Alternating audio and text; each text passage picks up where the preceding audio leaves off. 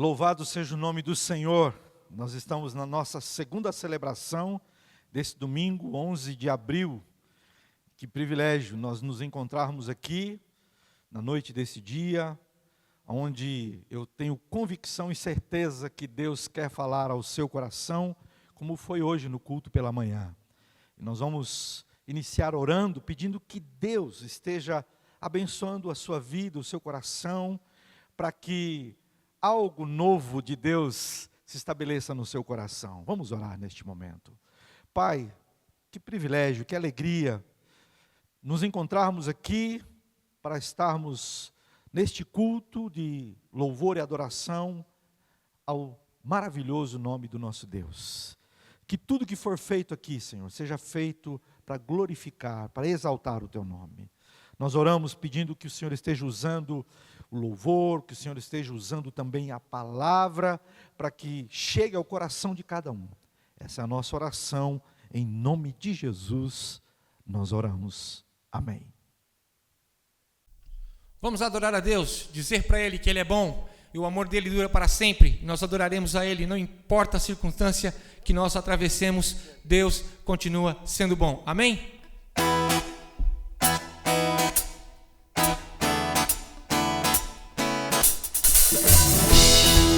Com nossas palmas adoramos ao Senhor.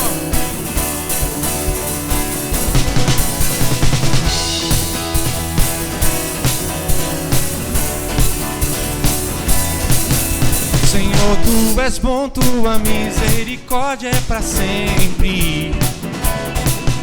Senhor, Tu és bom, Tua misericórdia é para sempre. Todos os povos Te exaltarão, de geração em geração Te adorarei. Aleluia, aleluia, Te adorarei. Tudo que és, Te adorarei. Aleluia, aleluia, Te adorarei. Tudo que é, Deus é bom.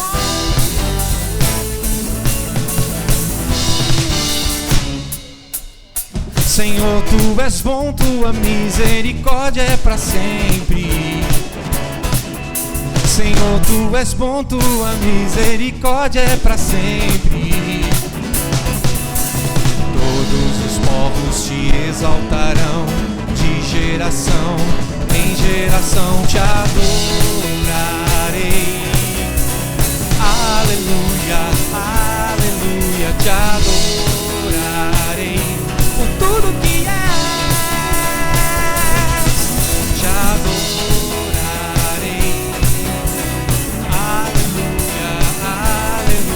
Te adorarei. Tudo que é, Deus é bom.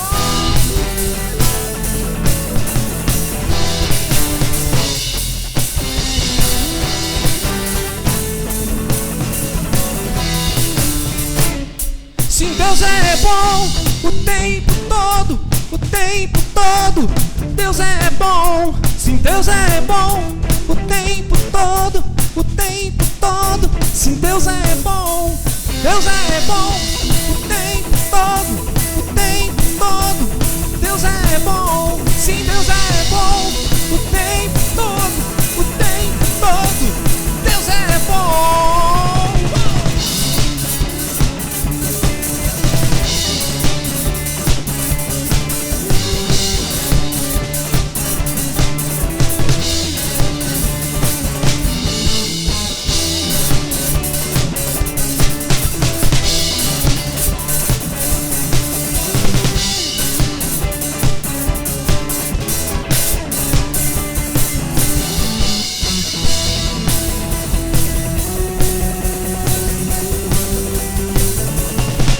Te adorarei.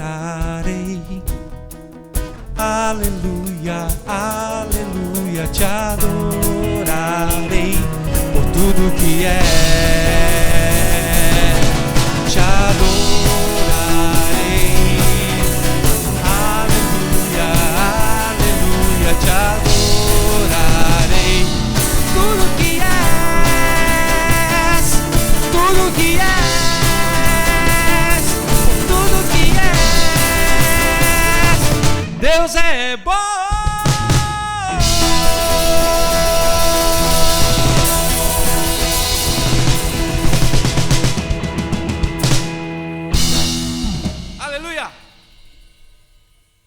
Meus queridos, esse é o momento em que nós damos a oportunidade para você ofertar, para você também fazer esse momento de adoração através dos dízimos e das ofertas.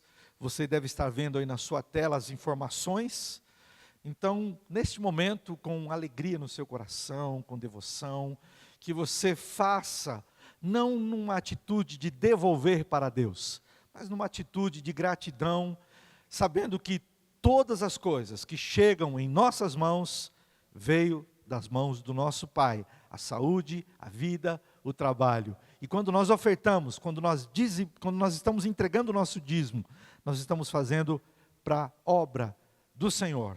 Então faça isso com alegria no seu coração.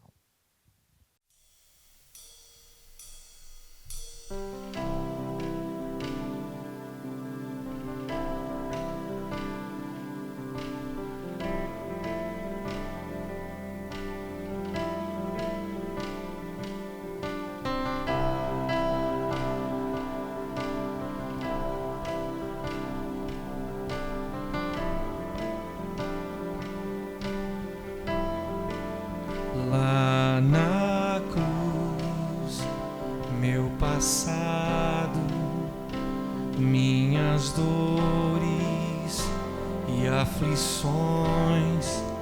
Lá na cruz, minha vitória, nova vida, nova história. O sangue derramado, preço que foi pago por amor a mim. Poderes ou palavras, nada se compara ao grito que foi dado, está consumado.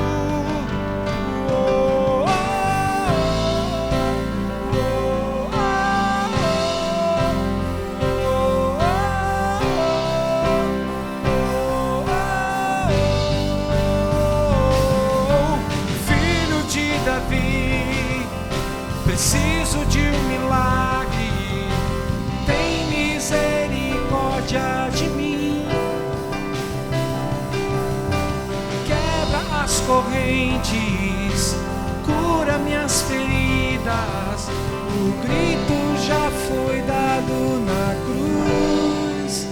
Lá na cruz, meu passado, minhas dores e aflições. Lá na cruz, minha vitória, nova vida, nova história. O sangue derramado, preço que foi pago por amor a mim. Poderes ou palavras, nada se compara ao grito que foi dado, está consumado. Oh, oh, oh, oh, oh, oh, oh. Filho de Davi, preciso de um milagre, tem misericórdia de mim. Quebra as correntes, cura minhas feridas. O grito já foi dado na cruz. Filho de Davi, preciso de um milagre, tem misericórdia de mim. Quebra as correntes, cura minhas feridas. Um grito já foi dado na cruz. Filho de Davi, preciso de um milagre, tem misericórdia de mim. Aleluia. Graça e paz, irmãos. Estamos aqui nessa celebração, nesse culto, e eu quero trazer uma meditação com vocês hoje. Primeiramente, antes de eu iniciar a minha pregação, eu quero iniciar com um texto que está em Hebreus 11, do versículo 32 ao 34. Que mais direi? Não tenho tempo para falar de Gideão, Baraque, Sansão, Jefté, Davi, Samuel e os profetas, os quais pela fé conquistaram reinos, praticaram a justiça, alcançaram o cumprimento de promessas, fecharam a boca de leões, apagaram o poder do fogo e escaparam do fio da espada. Da fraqueza tiraram força, tornaram-se poderosos na batalha e puseram em fuga exércitos estrangeiros. Eu quero estar orando nesse momento. Pai querido, Pai eterno, estamos diante da Tua presença, Senhor, e pedimos, clamamos a Ti, meu Pai, que o Senhor esteja falando aos nossos corações, que o Senhor esteja comunicando a Tua palavra às nossas vidas. Clamamos pela Tua misericórdia, Senhor. É a minha oração em nome de Jesus. Amém. Durante os meses de março e abril, nós temos ouvido diversos sermões que contam a história, a trajetória de diversos personagens pelas quais as suas narrativas se encontram na palavra de Deus. Personagens esses conhecidos como heróis da fé. Personagens que eram seres humanos, assim como nós, que viveram no seu tempo, no seu contexto, que passaram por momentos alegres, mas também por momentos tristes, por momentos de júbilo, mas também por momentos de solidão, momentos de força, mas também momentos de fraqueza. Talvez se nós os víssemos hoje, no nosso tempo, talvez nós não dessemos valor para essas pessoas. Mas eles foram seres humanos que exerceram a sua fé de maneira extraordinária. Nós temos visto durante todo esse período narrativas, histórias como Enoque, Noé, Abraão, José, Moisés, Josué, Gideão, seres humanos que foram usados por Deus para fazerem a diferença. E o que poderíamos dizer do nosso maior referencial? Aquele pelas quais os heróis da fé recebiam a promessa. Os heróis da fé do Antigo Testamento recebiam as promessas, contemplavam e falavam: esse vai ser o maior. Aquele que mudaria a nossa história, a história da humanidade. Aquele que demonstrou o maior ato de amor para com o mundo. Sim, estou falando de Jesus.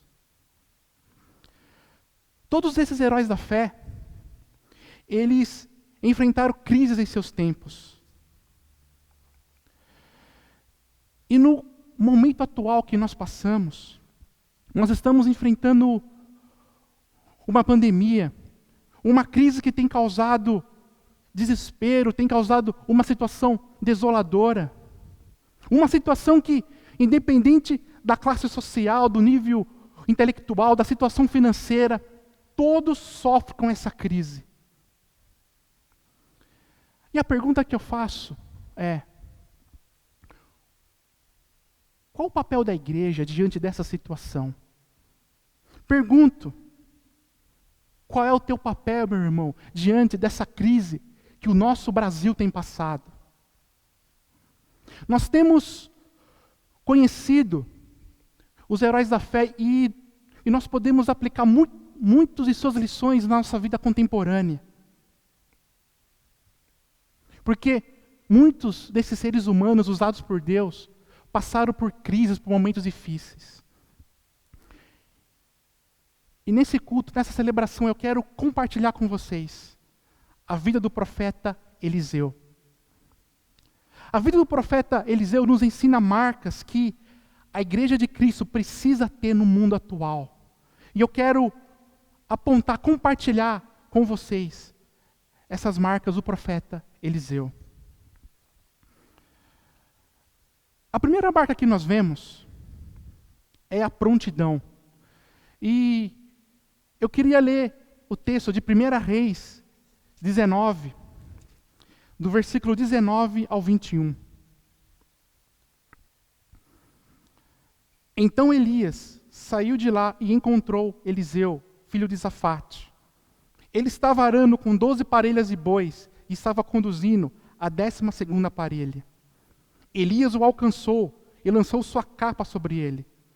Eliseu deixou os bois e correu atrás de Elias. Deixa-me dar um beijo de despedida em meu pai e minha mãe, disse, e então irei logo. Vá e volte, respondeu Elias. Lembre-se do que fiz a você. E Eliseu voltou, apanhou a sua parelha de bois e os matou. Queimou o equipamento de arar para cozinhar a carne e a deu ao povo, e eles comeram. Depois partiu com Elias, tornando-se o seu auxiliar. Na mensagem que vocês ouviram de manhã, o pastor Sérgio falou sobre a vida e o ministério de Elias. E o sermão de agora vai ser uma continuidade do sermão que vocês ouviram pela manhã. Naquele tempo, naquele contexto, o reino de Israel, o reino do norte, vivia uma crise espiritual profunda. Aparentemente, socialmente, economicamente, militarmente, parecia estar bem, mas espiritualmente, aquele povo vivia uma crise.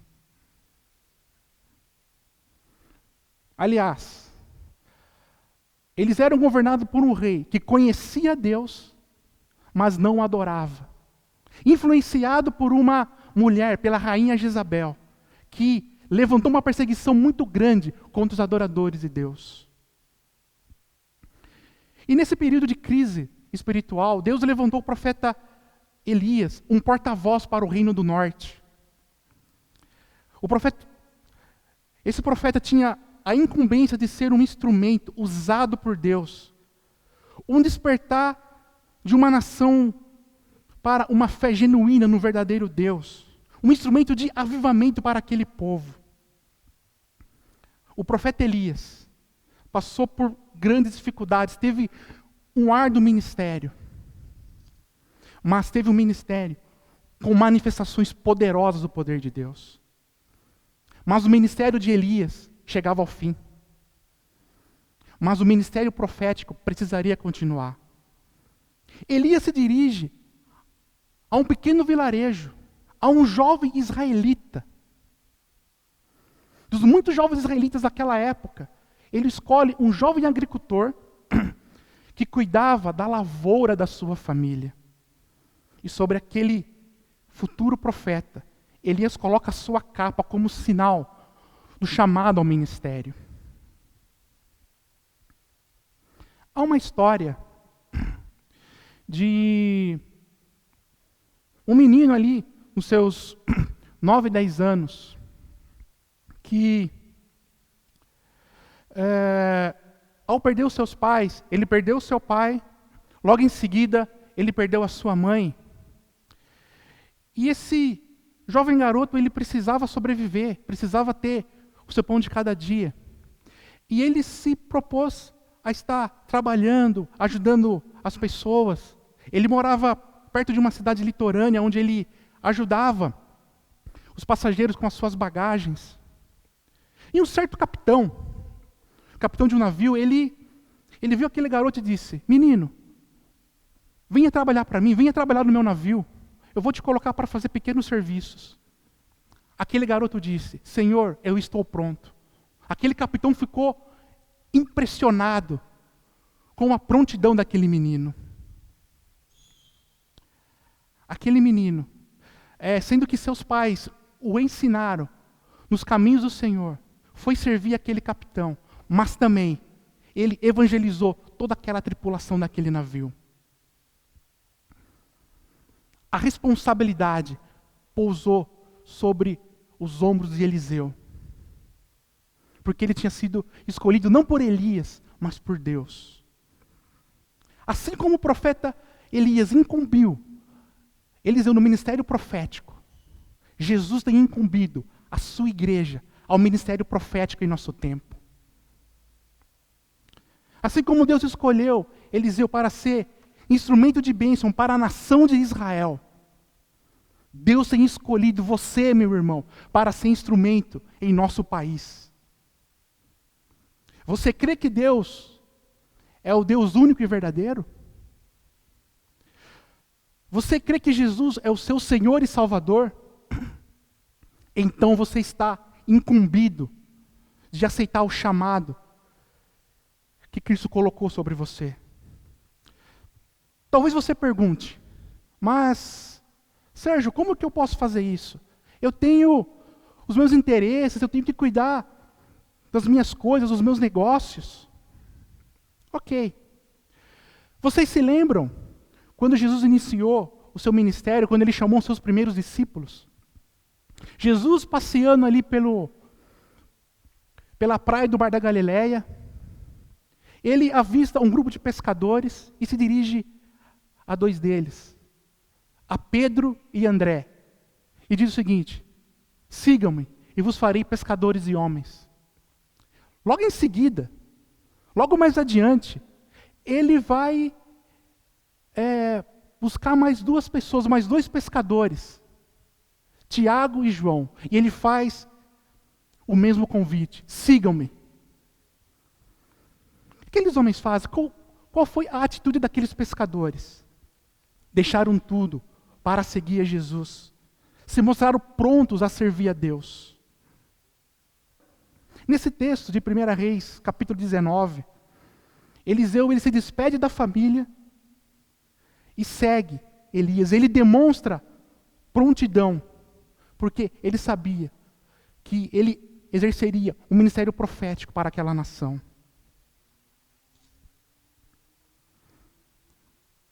Assim como Elias colocou aquela capa sobre os ombros de Eliseu, Jesus tem colocado a responsabilidade sobre os ombros da igreja. Jesus tem colocado a responsabilidade sobre tua vida, meu irmão, para que você seja servo dele, para que você sirva a ele, aonde quer que você esteja. Nós precisamos estar prontos para essa missão que Jesus nos deixou. O próprio Senhor Jesus nos falou: vocês não me escolheram, mas eu escolhi para irem e darem frutos. Assim como o Pai me enviou, eu envio a vocês. Deus tem colocado essa responsabilidade sobre as nossas vidas, e nós precisamos estar prontos. Talvez o que falta para nós é dizer-nos: Senhor, eis-me aqui. A segunda marca que eu quero compartilhar com vocês é a presença do Espírito. 2 Reis 2, 13 a 15. Depois pegou o manto de Elias, que tinha caído, e voltou para a margem do Jordão. Então bateu nas águas do rio com o manto e perguntou: onde está agora o Senhor, o Deus de Elias? Tendo batido nas águas, elas se dividiram e ele atravessou. Quando os discípulos dos profetas, vindos de Jericó, viram isso, disseram: o espírito profético de Elias repousa sobre Eliseu. Até aqui. Eliseu sabia do grande desafio que ele tinha pela frente. Mas, para Eliseu conseguir cumprir esse ministério, ele precisou ficar ao lado do profeta Elias, ficou sendo como seu servidor. Mais ou menos por uns 13 anos, Elias ficou ao lado de Eliseu. Percebe-se que no ministério, quando o ministério de Elias estava chegando ao fim, e quando Deus já apontava que o ministério profético de Elias chegaria ao fim, Eliseu quis aproveitar cada momento com seu professor. Nós percebemos isso na narrativa de 2 Reis 2, 1-6, quando Deus revelava que ia tomar Elias para si. Por três vezes, Elias disse para Eliseu: olha, fique aqui que eu vou a tal lugar. Mas Elias respondeu: não, eu irei contigo. Aonde quer que você for, eu vou estar do teu lado. Eliseu não abandonou o seu professor. Eliseu quis aproveitar o máximo que ele pôde para estar junto de Elias. E a insistência de Eliseu foi premiada porque ele viu Elias sendo arrebatado, levado ao céu, num carro de fogo, no redemoinho. Mas o que eu quero destacar com vocês é o que acontece logo em seguida. Eliseu pega o manto de Elias, ele toca nas margens do Rio Jordão, as águas se separam, ele atravessa em seco. Do outro lado, os discípulos dos profetas olham para Eliseu e falam: o espírito que estava sobre Elias agora está sobre Eliseu. Quando Deus chama os seus servos, eles não os deixa sozinhos. Eliseu estava sem Elias naquele momento, mas ele não estava sozinho, porque o Espírito de Deus estava com ele. Ontem, no final da tarde, alguns adolescentes fizeram um encontro online, onde eu pude participar. E, irmãos, como foi maravilhoso ver a presença do Espírito de Deus na vida daqueles adolescentes. Como foi gratificante para mim, como foi bênção na minha vida ouvir eles falar, porque eu via o Espírito de Deus na vida deles. Eliseu tinha um grande desafio pela frente, um ministério profético, diante de uma nação que vivia em crise espiritual. Hoje, a Igreja de Cristo tem um grande desafio nos dias atuais. O Brasil que enfrenta um momento de grandes dificuldades. Mas eu quero dizer para você, meu irmão, você que tem essa responsabilidade, você que é discípulo de Cristo, você não está sozinho. No Evangelho de João 14, 26, Jesus diz: mas o conselheiro, o Espírito que o Pai enviará em meu nome, ensinará a vocês todas as coisas e fará vocês lembrarem tudo o que eu disse. Pergunta: sabe por que nós, eu, você, podemos continuar a obra que Jesus nos responsabilizou? Porque Ele nos deu do seu Espírito. Quando nós vemos na história do cristianismo primitivo, a mensagem de salvação se espalhou no primeiro século, sendo que não tínhamos, sendo que naquela época não tinha a tecnologia de comunicação, de transporte que nós usufruímos nos dias de hoje. Talvez uma tarefa que poderia demorar mais de um século, talvez 2, 3 séculos, demorou menos de um século. E sabe por quê? Porque o Espírito Santo capacitou os cristãos primitivos a espalharem o Evangelho pelo Império Romano. Nós precisamos olhar de vez em quando para a história da Igreja de Cristo, onde percebemos que servos de Deus foram usados em seu contexto, em suas épocas, para abençoar o mundo, para abençoar o seu tempo. Pergunta: eles fizeram isso por eles mesmos? Não. O Espírito de Deus capacitou para que eles realizassem as suas ações. E nos dias atuais, precisamos olhar, irmãos, o que os nossos irmãos, a igreja perseguida, têm passado. Sofrimentos, duras perseguições, mas mesmo assim, o Evangelho tem se espalhado em meio a essas nações. Porque percebemos que são servos de Deus capacitados pelo Espírito Santo. Queridos, Nós não podemos usar a pandemia como desculpa para ficarmos parados. A igreja de Cristo tem o Espírito de Deus. E o Espírito de Deus nos capacita para sermos bênção para a nossa sociedade atual. A terceira marca que eu quero compartilhar é a solidariedade. 2 Reis 2, 19 a 22. Alguns homens da cidade foram dizer a Eliseu: como podes ver, essa cidade está bem localizada, mas a água não é boa e a terra é improdutiva. E disse ele: ponha sal numa tigela nova e tragam-na para mim. Quando a levaram, ele foi à nascente, jogou o sal ali e disse: assim diz o Senhor, purifiquei esta água, não causará mais mortes, nem deixará a terra improdutiva. E até hoje a água permanece pura, conforme a palavra de Eliseu. O profeta Eliseu, exercendo seu ministério em tempos difíceis, em tempos de conflitos espirituais, ele se dirige à cidade de Jericó. Quando ele chega naquela cidade, os habitantes, os moradores daquela cidade, falaram de uma dificuldade que eles enfrentavam. A cidade de Jericó era uma cidade importante para o Reino do Norte, mas ela tinha um sério problema de água. Tinha água, mas era imprópria para o consumo de seres humanos e de animais, e até para uso da agricultura.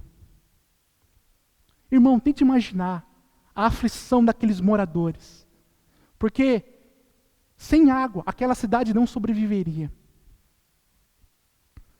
O profeta Eliseu, quando ouviu a dificuldade daqueles moradores, se coloca à disposição daquela cidade, e num ato milagroso, usando uma tigela nova com sal, purifica aquelas águas, ou seja, abençoa aquela cidade. Provavelmente naquela cidade existiam pessoas que não conheciam, que não adoravam a Deus. Até pessoas que podiam perseguir os adoradores do verdadeiro Deus. Pessoas que fossem do partido da rainha Jezabel. Mas Eliseu se solidarizou com as necessidades daqueles habitantes. E nos dias atuais, a nossa igreja, ela realiza um trabalho social extraordinário, né, encabeçado pelo Ministério de Jovens. Meus irmãos, eu vou dar um dado para vocês agora. E eu quero que você dê glória a Deus aonde você está agora. Hoje, estamos ajudando 54 famílias. 249 pessoas estão sendo abençoadas pela nossa igreja. Glória a Deus por isso. Passamos por dificuldades nos dias atuais. Enfrentamos problemas que têm feito o povo brasileiro sofrer. Mas é necessário a atuação da Igreja de Cristo. É necessário a atuação da tua vida, meu irmão. O Brasil, o povo brasileiro, precisa da tua vida. O povo brasileiro precisa da Igreja de Cristo, pois a capa da autoridade de Cristo está sobre nós. No Evangelho de João, capítulo 14, verso 12, Jesus disse: digo a verdade, aquele que crê em mim fará também as obras que eu tenho realizado, fará ainda coisas maiores do que essas, porque estou indo para o Pai. Deus tem convocado a sua igreja, tem convocado a sua vida, meu irmão, para ser bênção aonde você esteja. Mas, para os filhos de Deus ser bênção, é necessário que preconceitos sejam desfeitos, ideologias sejam deixadas de lado, a solidariedade deve tomar o lugar das indiferenças.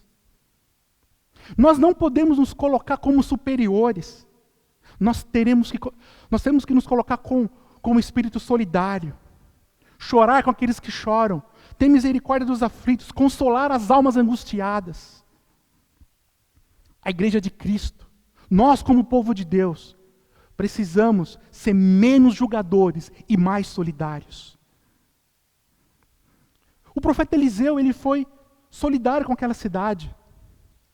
Talvez a maioria dos habitantes de Jericó não adorassem a Deus. Mas o profeta Eliseu não ficou parado. Ele se colocou à disposição daquela situação para ser bênção naquela localidade. Meu irmão, minha irmã, você não foi colocado por Deus para ficar parado, para ficar achando culpados. Nesse período de isolamento, se coloca à disposição de Deus para ser bênção para outras vidas. Tente imaginar, se Jesus em seu ministério terreno quisesse resolver os problemas da humanidade com discussões abstratas, provavelmente ele teria voltado para o céu, não teria cumprido a sua missão e nós estaríamos sem esperança. Jesus veio com ações, veio com palavras, mas também veio com ações. O Deus Filho se solidarizou com a humanidade, ao tal ponto de que ele sofreu e morreu em nosso favor. Amados, não são filosofias, não são ideologias que irão transformar o mundo, mas uma igreja solidária para com a humanidade, levada pelo poder do Espírito de Deus, que irá transformar a humanidade. Quero lembrar mais uma vez, Jesus deixou a capa da responsabilidade sobre a sua vida, meu irmão e minha irmã. A quarta e última marca que eu quero compartilhar é a esperança. 2 Reis 6:17. E Eliseu orou: Senhor, abre os olhos dele para que veja. Então o Senhor abriu os olhos do rapaz, que olhou e viu as colinas cheias de cavalos e carros de fogo ao redor de Eliseu.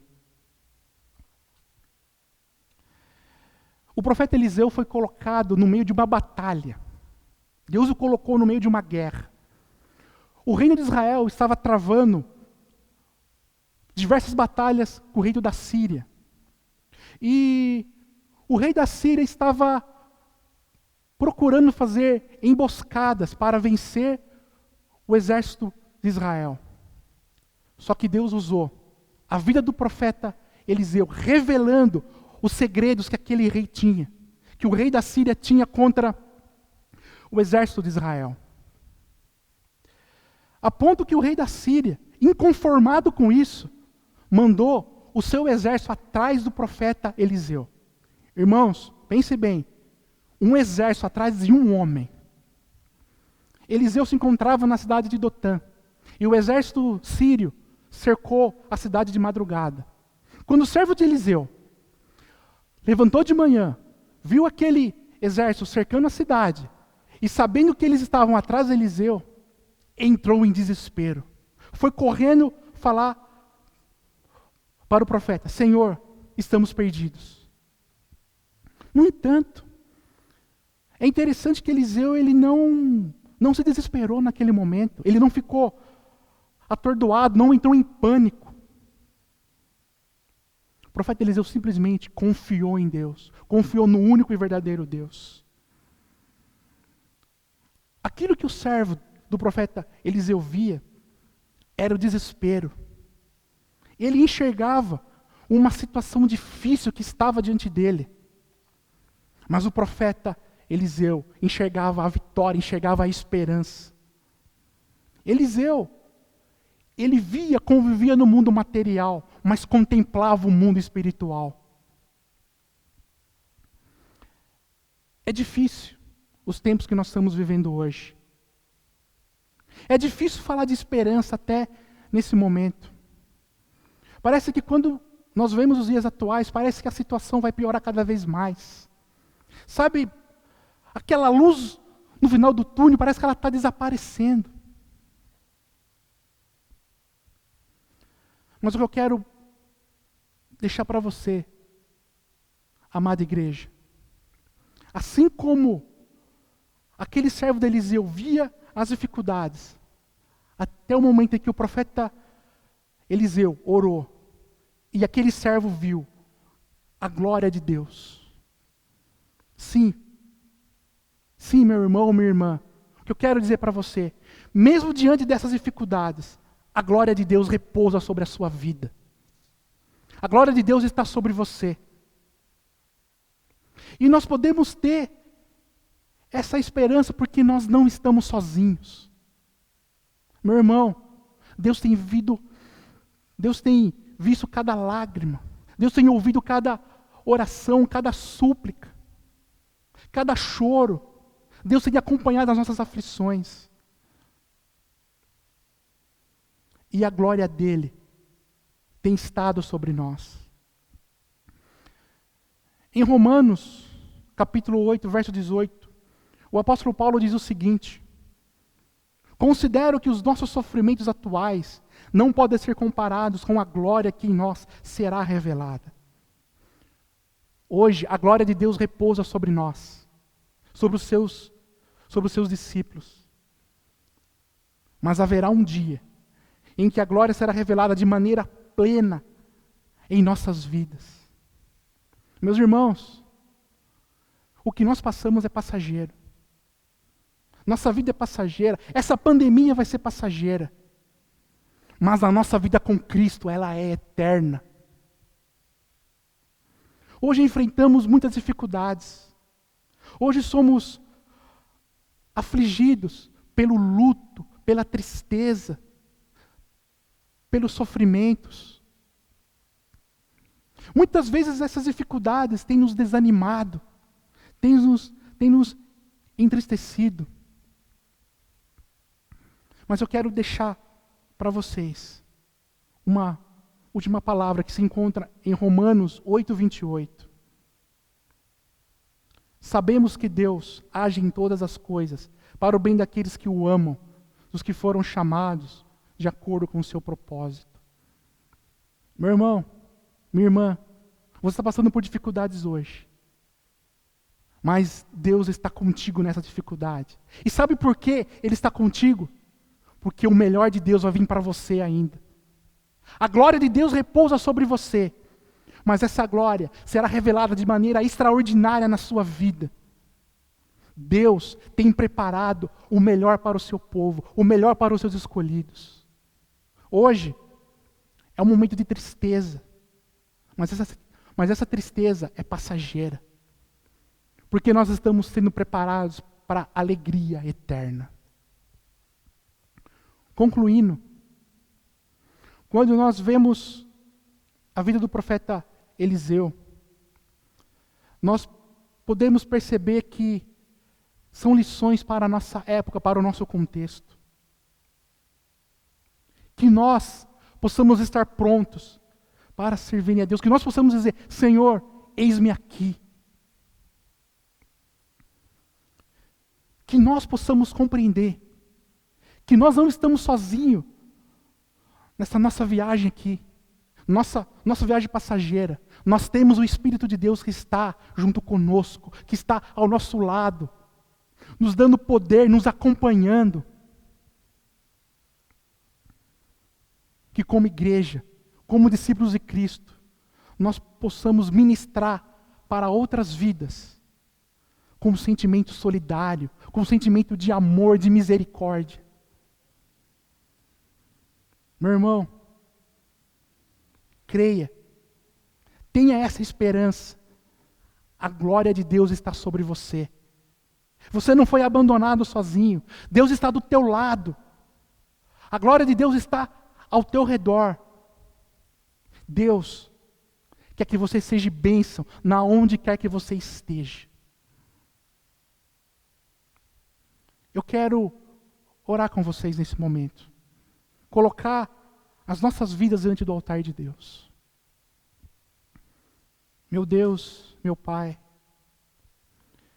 como é maravilhoso nós vermos as histórias daquelas pessoas que o Senhor usou nos tempos passados para ser instrumentos de bênção.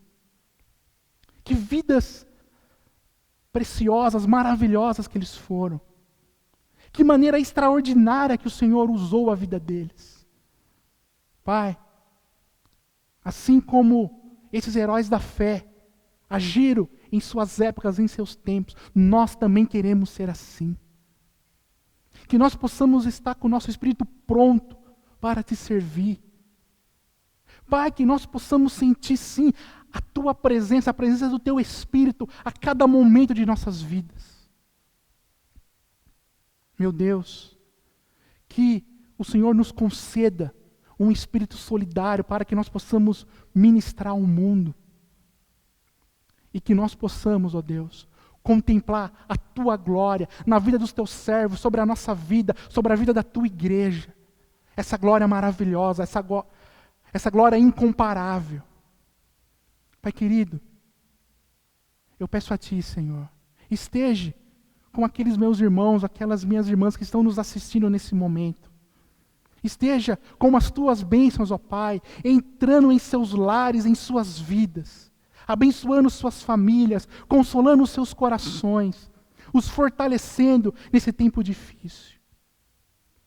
Ó Pai, dependemos de Ti. Tu és o nosso Deus. E a minha oração e súplica, em nome de Jesus. Que possamos ser uma boa semana, uma semana abençoada.